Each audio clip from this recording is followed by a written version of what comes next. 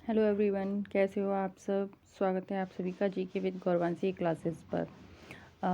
जैसा कि मैंने बताया था, मुझको कुछ ज़रूरी काम पड़ गया था कल, तो इसी वजह से मैंने क्लास को बीच में ड्रॉप करना पड़ा मुझे। ठीक है, तो चलिए आज हम उसी के आगे कंटिन्यू करते हैं। फिर उसके बाद हम पढ़ेंगे रिप्रोडक्शन इन प्लांट्स। ठीक है, चलिए काम करते हैं। पहले कल का एक थोड़ा सा छोटा सा रिवीजन देखते हैं कि हमने कल क्या क्या पढ़ा था। ठीक है, वैसे तो मतलब आपको पता ही है, जैसे कि हमने अनसेक्सुअल रिप्रोडक्शन देखा था। ठीक है, अनसेक्सुअल रिप्रोडक्शन के बाद हमने देखा था सेक्सुअल रिप्रोडक्शन। उसमें मतलब निषेचन पूर्व की घटनाएं कौन कौन सी होती हैं, निषेचन पश्च की घटनाएं एंड निषेचन पश्च की घटनाएं भी हम कर नहीं पाए थे। हमने सिर्फ उसमें निषेचन पूर्व की घटनाएं मतलब प्री फर्टिलाइजेशन इवेंट्स हमने कर लिए थे अपने। ठीक है, उसमें युग्मक क्या होता है, युग्मक कैसे बनता है, और आई थिंक लास्ट फर्टिलाइजेशन हमने देख लिया था। ठीक है, इसके बाद निषेचन पूर्व की एक युग्मक देखा था हमने, और जीवों में लैंगिकता। ठीक है किस तरीके से होती है, मतलब ये बताया था मैंने। बाइसेक्सुअल। ठीक है, उसके उदाहरण बताए थे। बाइसेक्सुअल मतलब ये है द्विलिंगी। ठीक है, उदाहरण उसका जैसे कि केंचुआ। ठीक है, और जो हम पढ़ रहे थे वो लास्ट था हमारा, वो था यूनिसेक्सुअल। यूनिसेक्सुअल मतलब एक लिंगी या एक लिंगाश्रयी। तो एक काम करते हैं, आज हम उसी को लास्ट करके फिर अपना स्टार्ट करते हैं फर्टिलाइजेशन। ठीक है, चलिए। तो मुझे ध्यान है मैंने यूनिसेक्सुअल ही करा रही थी आपको लास्ट। यूनिसेक्सुअल, यूनिसेक्सुअल का मतलब होता है एक लिंगी या फिर एक लिंगाश्रयी।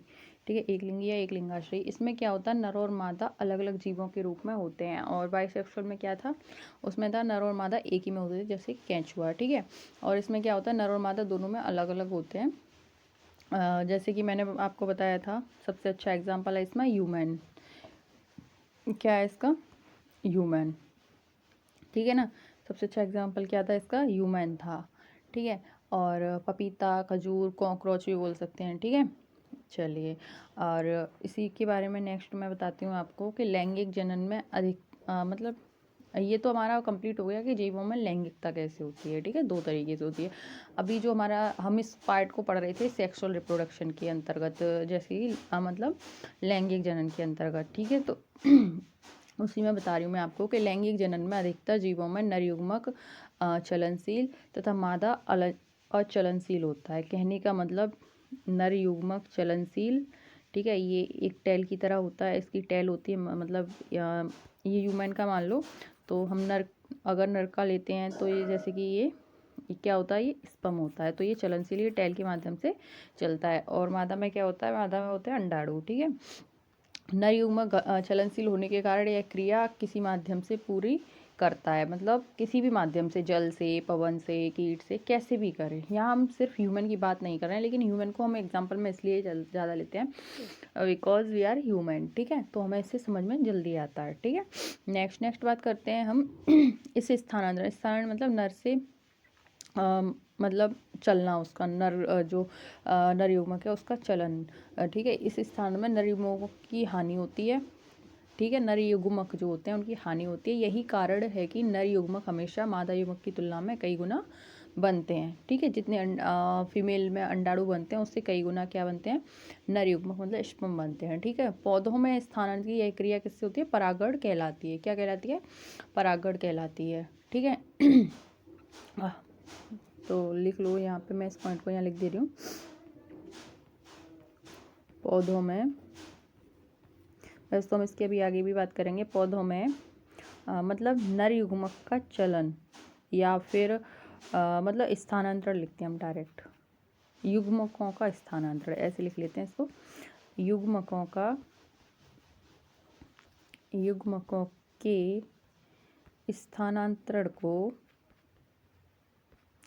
स्थानांतरण को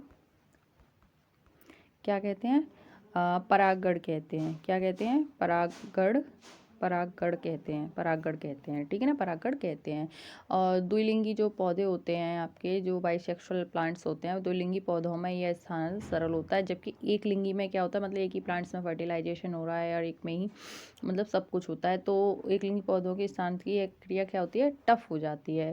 और जिसके लिए विभिन्न माध्यमों की आवश्यकता पड़ती है। ठीक है, तो अब हम जैसे कि हमारा लैंगिक जनन जो था ये कंप्लीट हो गया, तो आज हम देखेंगे सेक्सुअल रिप्रोडक्शन इन प्लांट्स, या फिर हम बोल सकते हैं कि रिप्रोडक्शन इन प्लांट्स, लेकिन हम यहाँ सेक्सुअल रिप्रोडक्शन पढ़ेंगे।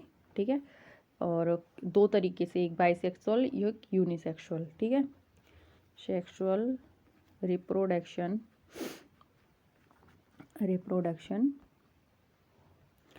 In plants. ठीक है, सेक्सुअल रिप्रोडक्शन इन प्लांट्स। ठीक है, तो ये करना है हमें अब आगे। ठीक है, लेकिन इसको स्टार्ट करने से पहले अभी तो हमारा फर्टिलाइजेशन और पोस्ट मतलब फर्टिलाइजेशन रह गया ना, है ना। चलिए, तो एक काम करते हैं, पहले उसको कर लेते हैं। ठीक है, पहले हम उसको कर लेते हैं, फिर उसके बाद हम इसको देखेंगे, वहाँ से हम कंप्लीट हो जाएं पहले। ठीक है, तो एक काम करो, आप हेडिंग लिख लो फटाफट से, फर्टिलाइजेशन मतलब निषेचन, क्योंकि वहाँ तीन पार्ट्स पढ़ रहे थे हम सेक्सुअल रिप्रोडक्शन का। एक तो प्री फर्टिलाइजेशन इवेंट, एक फर्टिलाइजेशन, एक पोस्ट फर्टिलाइजेशन इवेंट। ठीक है, तो फर्टिलाइजेशन हम यहाँ पे पढ़ेंगे। ठीक है, मतलब क्या, निषेचन। एक निषेचन पूर्व की घटनाएं तो हमने पढ़ ली, अब निषेचन बाद की घटनाएं बाद में पढ़ेंगे, पहले फर्टिलाइजेशन। ठीक है, फर्टिलाइजेशन क्या होता है कि सामान्यतः एक नर तथा मादा युग्मक के संलयन से युग्मनज का निर्माण होता है, ये आपको पता है। ठीक है, मतलब एक फीमेल और एक मेल, ठीक है, इन दोनों के युग्मकों से, ठीक है, ये इन दोनों के युग्मकों के संलयन से क्या हुआ, युग्मनज का, जाइगोट का निर्माण होता है। ये नर तथा मादा युग्मक अगुणित कोशिकाएं होती हैं, हम पहले ही बात कर चुके हैं। जबकि युग्मनज को वो होती हैं, वो क्या होती हैं, द्विगुणित, ये भी हम पहले देख चुके हैं। और यह पूरी प्रक्रिया क्या कहलाती है, फर्टिलाइजेशन। सिर्फ आपको इसमें ये याद रखना है कि एक नर और मादा के संलयन से युग्मनज का निर्माण होता है। नर तथा मादा अगुणित कोशिकाओं से बने होते हैं, और जबकि आपका युग्मनज जो होता है वो द्विगुणित होता है। यह क्रिया निषेचन कहलाती है। निषेचन दो तरीके से होता है, एक बाह्य और एक अंतः। तो हमें यहाँ भी इसकी भी बात कर ले रहे हैं। ठीक है, एक निषेचन कैसे होता है, एक होता है बाह्य और एक होता है अंतः।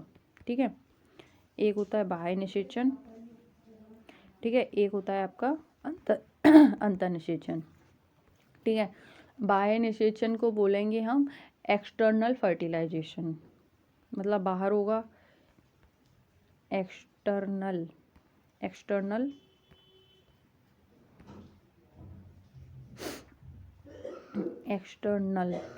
फर्टिलाइजेशन, और इसको बोलेंगे हम इंटरनल फर्टिलाइजेशन। ठीक है, अब बाह्य निषेचन क्या होता है, अंतः निषेचन क्या होता है, इसके बारे में बात कर लें, और उसके एक दो एग्जाम्पल समझ लेंगे ना। तो वैसे तो आपको पता ही है कि बाह्य किस में होता है और अंतः किस में होता है। तो मैं इसके बारे में एक दो पॉइंट्स आपको बता दे रही हूँ। ठीक है, चलिए, तो बात करेंगे हम बाह्य निषेचन की। ठीक है, बाह्य निषेचन, ठीक है, इसमें क्या होता है, नर और मादा युग्मकों को बाह्य स्थानांतरण कर दिया जाता है। ठीक है, और वही क्या होता है, वही युग्मनज का निर्माण होता है। कहाँ होता है, वहीं पे युग्मनज का निर्माण होता है। सामान्यतः ये कहाँ होती है प्रक्रिया, ये सामान्यतः आपकी जल में होती है। कहाँ पे होती है यह प्रक्रिया, आपकी सामान्यतः जल में होती है। ठीक है, तो इसमें क्या होता है कि नर और मादा युग्मकों को बाहर स्थानांतरित या फिर स्थानांतरण कर दिया जाता है, और यह क्रिया कहाँ होती है, बाहर होती है। कहाँ पे होती है, बाहर होती है, मतलब वहीं पर युग्मनज का निर्माण होता है। और ये सामान्यतः कहाँ पे होता है, ये सामान्यतः जल में होती है। तो आपको एग्जांपल समझ में आ रहे होंगे, जैसे मेढक सबसे अच्छा है। ठीक है, मेढक, और कुछ मछलियाँ भी हैं। ठीक है, तो अभी हम बात करेंगे अब आगे अंतः निषेचन की। किसकी, अंतः निषेचन, इसका एग्जाम्पल तो आप खुद हो, मतलब सभी ह्यूमन। ठीक है, अंतः निषेचन, इसमें क्या होता है, नर युग्मक चलनशील होता है, जैसे कि मैंने बताया था आपको, ये इस तरीके से होता है, और ये इसकी टैल होती है, इसके माध्यम से ये चलनशील होता है। ठीक है, इसमें नर युग्मक क्या होता है, चलनशील होता है, जो मादा के शरीर के अंदर, मतलब शरीर के भीतर अपने युग्मक को स्थानांतरित करता है, तथा दोनों युग्मकों का संलयन मादा शरीर के भीतर होता है। इसमें क्या होता है, नर युग्मक चलनशील होता है, चलनशील होता है, जो मादा के शरीर के भीतर, जो मादा के शरीर के भीतर स्थानांतरित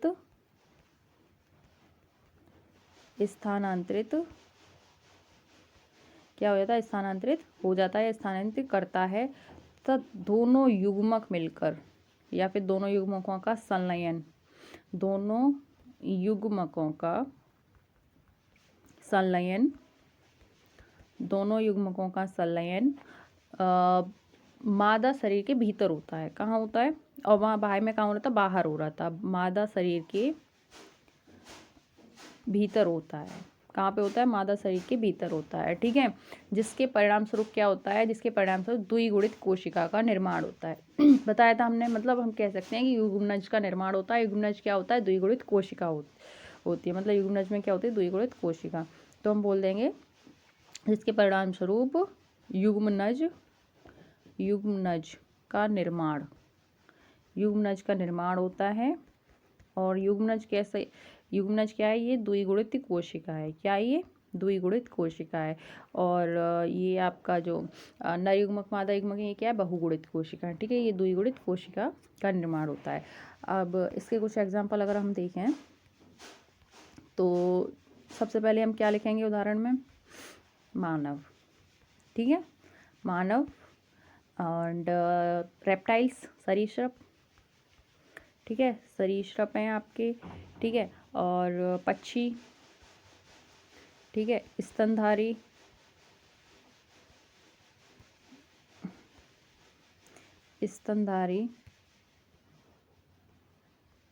ठीक है। और आपके पादप वर्ग भी आते हैं आपके, जैसे कि मैं बताती हूँ आपको, पादप वर्ग में आपके जैसे कि bryophyta, angiosperm and pteridophyta, bryophyta, ठीक है।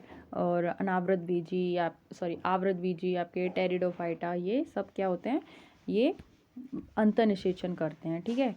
अब नेक्स्ट बात करते हैं, अब हम, ये तो हो गया हमारा फर्टिलाइजेशन, ठीक है। फर्टिलाइजेशन क्या होता है, फर्टिलाइजेशन नर और मादा युग्मकों के संलयन से जो युग्मनज का निर्माण होता है, और वो युग्मनज द्विगुणित कोशिकाओं से बनी होती है, जबकि नर और मादा युग्मक जो होते हैं वो अगुणित कोशिकाओं का होता है, ठीक है। तो ये दो तरीके से होता है, बाह्य और अंतः। बाह्य कहाँ होता है, नर और मादा युग्मक बाहर निषेचन, मतलब उनका जो युग्मकों का जो निषेचन होता है बाहर होता है, ठीक है। उसके बाद क्या, ये सामर्थ्य कहाँ होता है, ये जल में होती है, और ये मोस्टली आपके मेढक, मछली, इनमें होता है। और सबसे अच्छा उदाहरण तो इसका मेढक है, ठीक है। नेक्स्ट अंतःनिषेचन जो था आपका, इसमें नर युग्मक चलनशील होता है, जो आपके मादा शरीर के भीतर इसका निषेचन होता है, या मादा शरीर के अंदर स्थानांतरित होता है, वहाँ पे इसका संलयन होता है नर युग्मक मादा युग्मक का। और यह क्रिया कहाँ होती है, यह क्रिया मादा शरीर के भीतर ही होती है, और उसके फलस्वरूप क्या बनता है, उसके फलस्वरूप आपका युग्मनज का निर्माण होता है, ठीक है। और जो क्या होता है, जो द्विगुणित कोशिकाओं से बना होता है, ठीक है। उसके बाद इसके उदाहरण जैसे मानव, रेप्टाइल्स, आपके स्तनधारी, पक्षी, पादप वर्ग में, ठीक है। ये हो गया आपका फर्टिलाइजेशन। नेक्स्ट जो बात करेंगे वो हम बात करेंगे आपका पोस्ट फर्टिलाइजेशन इवेंट। कहने का मतलब निषेचन पश्च घटनाएं, ठीक है। क्या बात करेंगे हम यहाँ पे, पोस्ट फर्टिलाइजेशन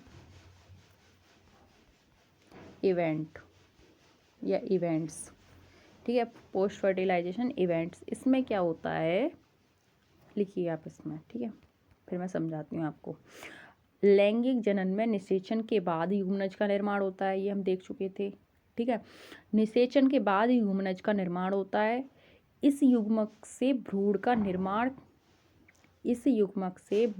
निर्माण जाइगोट, तथा बाद में इस भ्रूण में विशेष ऊतक तथा अंगों का निर्माण होता है, ठीक है। कहने का मतलब फर्टिलाइजेशन हुआ, ठीक है, फर्टिलाइजेशन हुआ इसका, स्पर्म का और अंडाणु का, ठीक है। उसके बाद क्या होगा, युग्मनज बनेगा, ठीक है, युग्मनज बनेगा। उसके बाद युग्मनज से ये भ्रूण बनना स्टार्ट हो जाएगा, ठीक है, भ्रूण बनना स्टार्ट हो जाएगा। अब भ्रूण के बाद क्या होगा, इस भ्रूण में विशेष ऊतक आना स्टार्ट हो जाएंगे। ठीक है, विशेष ऊतक आना स्टार्ट हो जाएंगे। ठीक है, और उन ऊतकों से तथा इन ऊतकों से क्या बनेगा आगे, फिर अंग बनना स्टार्ट हो जाएंगे धीरे धीरे। ठीक है, अंग बनना स्टार्ट हो जाएंगे। इसके बाद बाह्य निषेचन करने वाले जीवों में युग्मनज का निर्माण कहाँ होता था, बाहर होता था। ठीक है, और ये हम देख चुके हैं। और अंतःनिषेचन में शरीर के अंदर होता है। ठीक है, आगे बात करते हैं हम। ये हमने देख लिया कि युग्मनज, ठीक है, यहाँ फर्टिलाइजेशन हुआ है, यहाँ युग्मनज बन रहा है, यहाँ ऊतक बन रहे हैं और यहाँ पे अंग बन रहे हैं। ठीक है, प्रत्येक लैंगिक प्रजनक जीव में जीवन की शुरुआत कहाँ से होती है, एकल कोशिका के रूप में होती है। जब ये यहाँ पे बनेगा एकल कोशिकाओं के रूप में होती है। निषेचन के बाद या फिर निषेचन पश्च घटनाओं में इस युग्मनज से भ्रूण का विकास होता है। इस प्रक्रिया को भ्रूणोद्भव कहते हैं। मैं यहाँ लिखती हूँ, देखो, ये जो आपकी ये जो प्रक्रिया हुई इसको कहेंगे भ्रूणोद्भिद, भ्रूणोद्भव बोलेंगे। हाँ, भ्रूणोद्भव। ठीक है, भ्रूणोद्भव।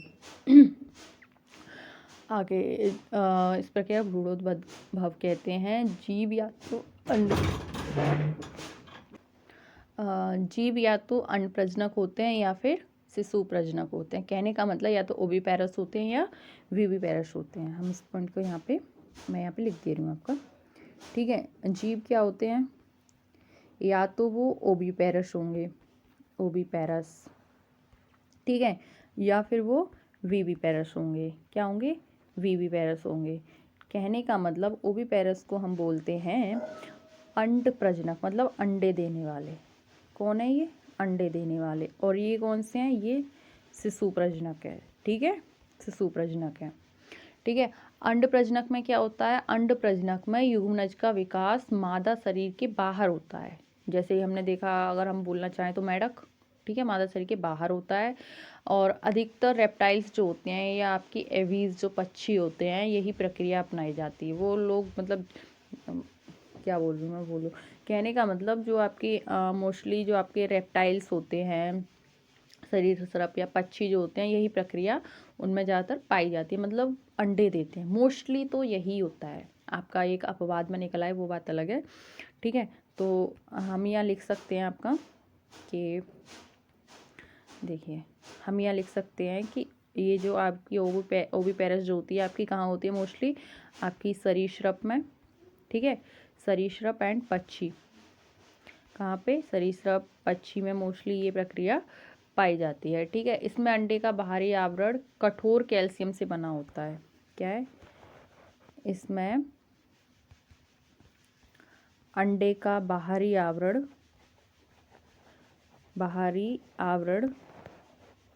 किससे बना होता है, कैल्शियम से। किससे बना होता है ये, कैल्शियम से बना होता है। ठीक है, और जो इसकी क्या करता है, बाह्य हानि से सुरक्षा करता है। आपने देखे होंगे आपके यहाँ छोटे छोटे पक्षी, मतलब जो क्या नाम है उसका, गौरैया, वो तो देखी होगी आपने।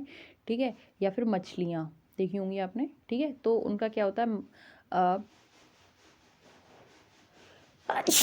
सॉरी, उनका क्या होता है कि वो अंडे देती हैं और उनके मतलब इतनी जल्दी वो टूट, अरे आपने हैन तो देखी होगी, अंडे आप खाते हो तो उस पर बाहर जो कवर होता है ना, वो कैल्शियम का बना होता है। ठीक है, अब कैल्शियम का बना होता है, इसका मतलब ये नहीं है कि आपके बॉडी में अगर कैल्शियम कमी होगी तो आप उसको खा रहे हो। ठीक है ना, ऐसा मत करना। इसमें युग्मनज का विकास अब बात करते हैं हम विविपेरस की। विविपेरस में क्या होता है, विविपेरस में क्या होता है, युग्मनज का विकास कहाँ होता है, शरीर के भीतर होता है। जैसे कौन है, मानव। सबसे अच्छा एग्जाम्पल हम यहाँ लिख सकते हैं, मानव। ठीक है, मानव। अब कैसे होता है, 1 मिनट में यहाँ पे इसको, यहाँ एक, सबसे पहले क्या बनता है, जैसे कि ये जो आपका अंता होता है, इसमें युग्मनज से क्या बनता है, भ्रूण। ठीक है, और पौधों में क्या होता है, बीजांड से क्या बनता है, बीज। और पक्षियों में या फलों में हम देख सकते हैं कि पहले उसमें अंडा, और अंडाशय से फल। हमें या मानव से मतलब है, हम यहाँ एक काम करते हैं, पहले मानव का ही मैं बताती हूँ आपको। युग्मनज, युग्मनज से क्या बनता है यहाँ, भ्रूण, ठीक है, भ्रूण बनता है। और अगर पौधों की बात करें तो बीजांड से क्या बनता है, बीज बनता है, ठीक है। युग्मनज मतलब जाइगोट, ठीक है, और भ्रूण मतलब एम्ब्रियो, ठीक है, और बीजांड मतलब ओव्यूल, और बीज मतलब सीड, ठीक है। तो ये हो गया आपका प्री फर्टिलाइजेशन, फर्टिलाइजेशन और पोस्ट फर्टिलाइजेशन इवेंट्स, ठीक है। अब नेक्स्ट बात करेंगे हम सेक्सुअल रिप्रोडक्शन इन प्लांट, ठीक है। तो सबसे पहले हम बनाते हैं एक छोटा सा सुंदर सा फूल, फिर उसके एक अंग, ठीक है। चलिए आप भी बनाना साथ के साथ, ठीक। मैं एक काम करती हूँ यहाँ पे कुछ चलो कोई नहीं, मैं यहाँ पे बनाती हूँ, ठीक है।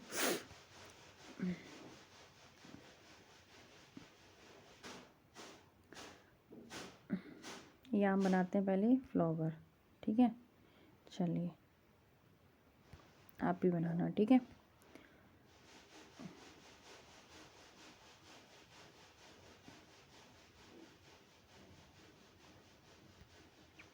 मुझे ड्राइंग तो नहीं आती, बट कोई नहीं, आई विल ट्राई आपके लिए, ठीक। चलिए,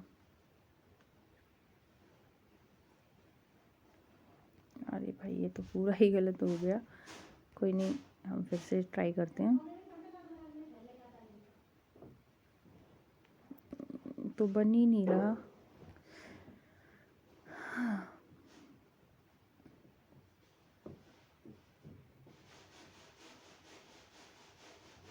चलिए कुछ नहीं, थोड़ा सा तो सही आ गया, ठीक है। मैं यहाँ से और इसको सही कर देती हूँ, ये वाला मैं ऊपर का पार्ट यहाँ पे सही करती हूँ। आप भी बनाइए।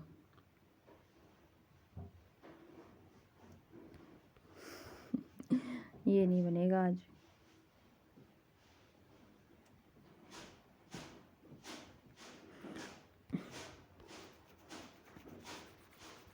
चलिए ट्राई करते हैं, देखिए। चलिए बन गया हमारा फ्लावर, ठीक है। अब जैसा भी बनाए आप मैनेज कर लेना, ठीक है। ये देखिए,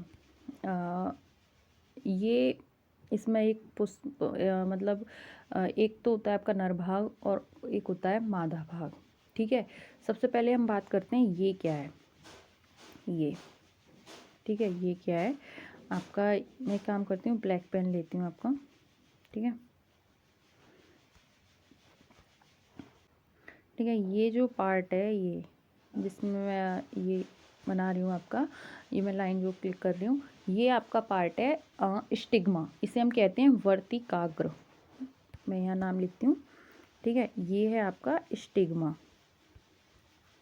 स्टिग्मा, इसे क्या कहते हैं हम, वर्तिकाग्र, वर्तिकाग्र, ठीक है, वर्तिकाग्र।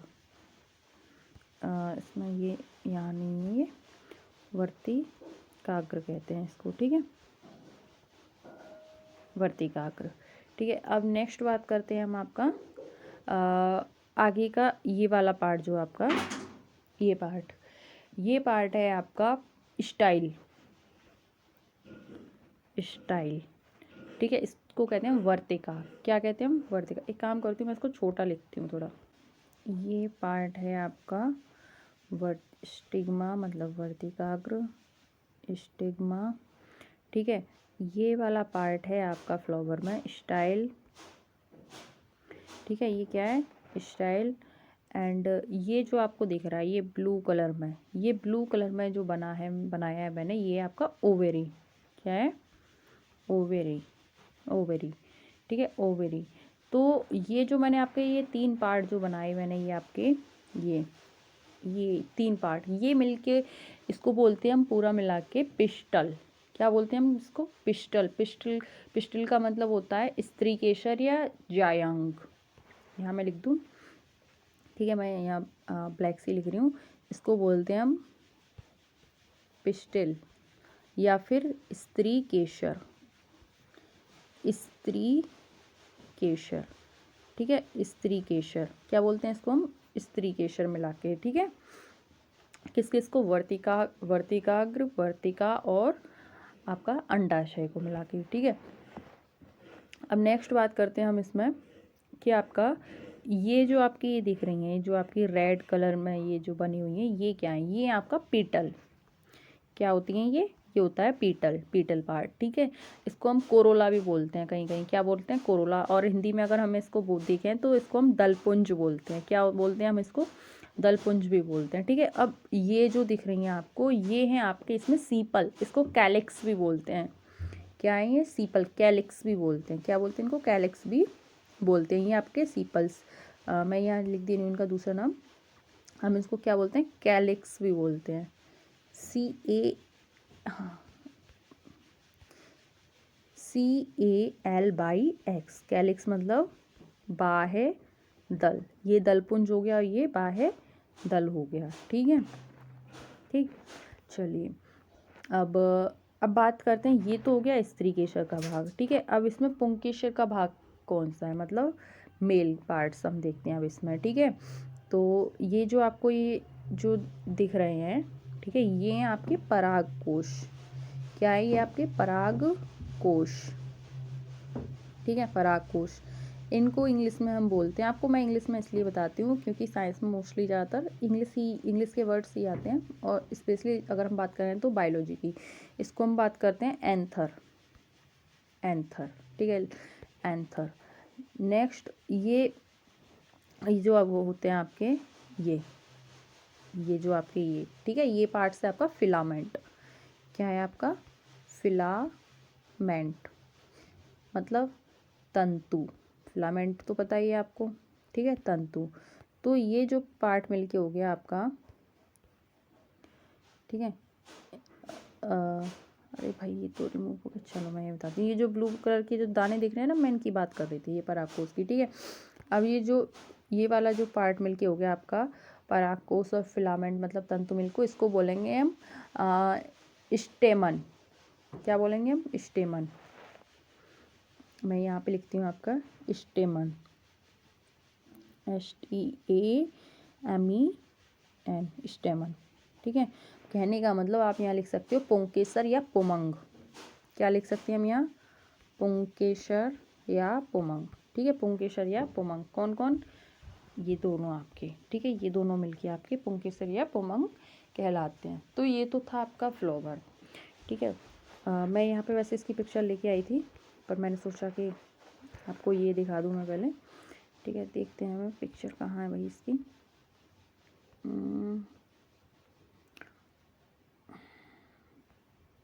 देखिए, ये देखिए, ये देखिए, ये है इसमें, ठीक है। ये आपको दिख रहा होगा, ये देखो स्टिग्मा, ठीक है। और ये जो पोलन ट्यूब, मतलब ये जो ट्यूब आ रही है ना, ये पोलन ट्यूब है ये, ठीक है, पोलन ट्यूब। पोलन मतलब जो आप इसमें जो दाने दाने से दिखते हैं ना, ये पोलन ग्रेन, पोलन ग्रेन जो आपके बने होते हैं दाने दाने से, उनको बोलते हैं पोलन, ठीक है, पोलन। और स्टाइल, ठीक है। और ये स्पर्म न्यूक्लियल है, ठीक है, स्पर्म न्यूक्लियल है, ठीक है। नेक्स्ट ये अगर हम देखें तो एक तरीके से ये जो हम बात करते हैं यूनिसेक्सुअल की, ये वो हो वही है, ठीक है। और नेक्स्ट आपका ये, हाँ, एंथर, फिलामेंट, ठीक है, पीटल, ठीक है, ओवेरी, ठीक है, ये ओवेरी हो गया, ठीक है। अब इसमें होता क्या क्या है, कैसे कैसे ये होता है, ठीक है, कैसे होता है वो हम एक बार देख ले रहे हैं, ठीक है। उसके बाद फिर मैं लिखाऊंगी कहाँ गए, हाँ, हम यहाँ से स्टार्ट करते हैं अपना, यहाँ से फर्टिलाइजेशन स्टार्ट होता है आपका, ठीक है। चलिए, तो ये देखिए मतलब क्या होता है, ये जो आपके पोलन ग्रेन्स होते हैं वो, इस पर पूरी पिक्चर आ क्यों नहीं पा रही है, ये पोलन ग्रेन्स, ये जो पोलन ग्रेन्स होते हैं ये इन पे जो बने होते हैं आपके, किस पे बने होते हैं, ये किस पे बने होते हैं, ये क्या है, ये इस पार्ट को हमने क्या कहा था, फिलामेंट। तो फिलामेंट पे आपके जो पोलन ग्रेन्स बने होते हैं, ये पोलन ग्रेन्स यहाँ पे इसमें गिरते हैं स्टिग्मा में, ठीक है। स्टिग्मा में होते हुए ये पोलन ट्यूब्स में होते हुए स्टाइल से और स्पर्म न्यूक्लियस से ये यहाँ पे ओव्यूल में ये आ जाते हैं, ठीक है। ओवरी में होते हुए ओव्यूल में आ जाते हैं। फिर यहाँ क्या होता है, यहाँ होता है आपका फर्टिलाइजेशन, मतलब निषेचन होता है।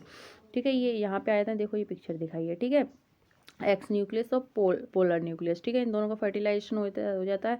अब एंडोस्पर्म न्यूक्लियस हो जाता है। मतलब एक जो ग्रीन दिख रहा है ये आपको, ये क्या है, ये तो फीमेल का है। ठीक है, ये जो आपको येलो दिख रहा है ये आपको मेल का है। देखो मैं यहाँ एक और बार दिखाती हूँ आपको, थोड़ा सा जूम करके। ठीक है, ये देखो, ये देखो, ये तो पोलर न्यूक्लियस है। ठीक है, न्यूक्लियर। और ये क्या है, एग, जो फीमेल पार्ट्स का है। ठीक है, इसके बाद क्या हुआ, ये एंडोस्पर्म न्यूक्लियस और ये जाइगोट, ये बन गया। इसके बाद ये देखो, इन पे धीरे धीरे क्या हुआ, एंडोस्पर्म ये बना। ठीक है, और सीड कोट बना। सीड कोट मतलब उसका बाहरी आवरण। फिर उसके बाद धीरे धीरे क्या हो गया, एम्ब्रियो बन गया, मतलब भ्रूण बन गया। और भ्रूण के बाद सीधे क्या बन गया, भ्रूण के बाद बन गया ये बीज, सीडिंग। ठीक है, यहाँ ये बीज बन गया, यहाँ बीजारोपण हो गया, और ये बन गया आपका एक नया प्लांट्स। ठीक है, ये क्या बन गया आपका, ये बन गया आपका प्लांट्स। ठीक है, तो ये था रिप्रोडक्शन इन प्लांट्स। अब इसी को हम क्या करते हैं, एक बार लिख लेते हैं। तो आप लिखो और मैं बोलती जाती हूँ। ठीक है, चलिए, ये तो हमने यहाँ तक हो गया था हमारा। ठीक है, हमने ये भी देख लिया आपका, और यही मैंने देखो आपको यहाँ पे समझाया था। ये देखो, ये दिख रहा है, यही मैंने आपको यहाँ पे बना के ये समझाया था। ठीक है, चलिए, तो आप लिखिए, लैंगिक जनन में पादपों में बीजों का निर्माण होता है। पादपों का भाग पुष्प होता है, मतलब पादपों का जनन भाग क्या होता है, पुष्प होता है।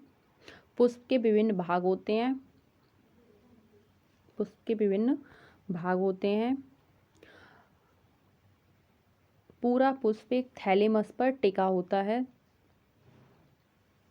इस थैलेमस से बाह्य दल निकलते हैं, मतलब सीपल्स निकलते हैं। ये दिख रहे हैं आपको, ये रिमूव भी हो गया ये तो। ठीक है, ये सीपल्स निकलते हैं। ठीक है, साथ ही साथ बाह्य दल के अंदर दलपुंज होती हैं, मतलब पंखुड़ियाँ, जिन्हें बोलते हैं कोरोला। कोरोला बोल सकते हैं, पीटल बोल सकते हैं। ठीक है, नेक्स्ट लिखिए, थैलेमस के अंदर की तरफ स्त्री केसर होता है, पिस्टिल। थैलेमस के अंदर की तरफ स्त्री केसर होता है। स्त्री केसर में ऊपरी भाग चपटा होता है, जिसे वर्तिकाग्र कहते हैं, ये वाला पार्ट। ठीक है, वर्तिकाग्र कहते हैं, जो नीचे की तरफ वर्तिका के रूप में आगे बढ़ता है। नीचे की तरफ वर्तिका के रूप में आगे बढ़ता है। यह नली नीचे की तरफ एक फूले हुए भाग में खुलती है। ये जो फूला हुआ भाग है, फूले हुए भाग में खुलती है, जिसे अंडाशय कहते हैं, जिसे ओवरी, अंडाशय कहते हैं। इस अंडाशय में ही बीजांड होते हैं, ओव्यूल। इसी अंडाशय में बीजांड होते हैं, तथा प्रत्येक बीजांड में एक बीज होता है, जिसे अंड कहते हैं, एग, जिसे अंड कहते हैं। इस प्रकार स्त्री केसर के 3 प्रमुख भाग हैं, स्टिग्मा, स्टाइल, ओवेरी, वर्तिकाग्र, वर्तिका तथा अंडाशय। कितने भाग हैं, 3 भाग, वर्तिकाग्र, वर्तिका और अंडाशय। वहीं पुष्प पर तंतुयुक्त संरचनाएं पाई जाती हैं। ये पुंकेसर या जननांग, नर जननांग होते हैं, जो पुंकेसर या पुमंग कहलाते हैं। ये 3 भाग से मिलकर बना होता है, 3 नहीं, यहाँ 2, तंतु और परागकोश। किससे मिलके बना होता है, ये तंतु और परागकोश से मिलके बना होता है। ठीक है, अब बात करते हैं हम परागकोश की। परागकोश क्या होता है, तो लिखिए आप, परागकोश मतलब एंथर। लिखिए परागकोश के बारे में, पुंकेसर में यह द्विपालिका युक्त संरचना है, जिसे परागकोश कहा जाता है। इन दोनों पालिकाओं में 4 कोष्ठक होते हैं। इन दोनों पालिकाओं में 4 कोष्ठक होते हैं जिन्हें परागपुट पोलन सैक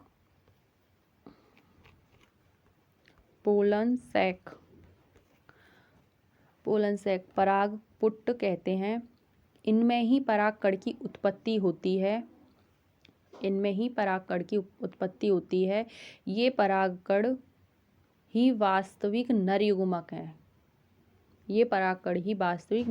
हैं। परागकणों का परागण की क्रिया द्वारा वर्तिकाग्र पर स्थानांतरित होता है। मतलब मैंने आपको इसमें बताया था कि ये जो पोलन ग्रेन्स हैं यहाँ पे, ये पराग कोश के, ठीक है ना, परागकण कहते हैं।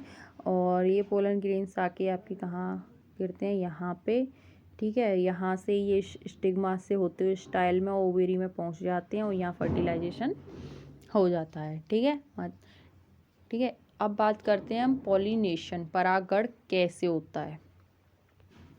अब किसकी बात करेंगे हम, पॉलिनेशन की, ठीक है। पॉलिनेशन की बात करेंगे। पॉलिनेशन के बाद आपका फर्टिलाइजेशन और पोस्ट फर्टिलाइजेशन। पहले हम देखते हैं पॉलिनेशन, ठीक है। क्या देखते हैं हम, पॉलिनेशन मतलब परागण, ठीक है। परागण क्या होता है, ये 2 तरीके से होता है आपका। कितने तरीके से, आपका 2 तरीके से होता है। कौन कौन से, एक तो स्वपरागण और एक परपरागण। मैं इसको समझा दे रही हूँ, लिखने के लिए आप चाहो तो लिख भी सकते हो इसमें। स्वपरागण, ठीक है। एक होता है परपरागण,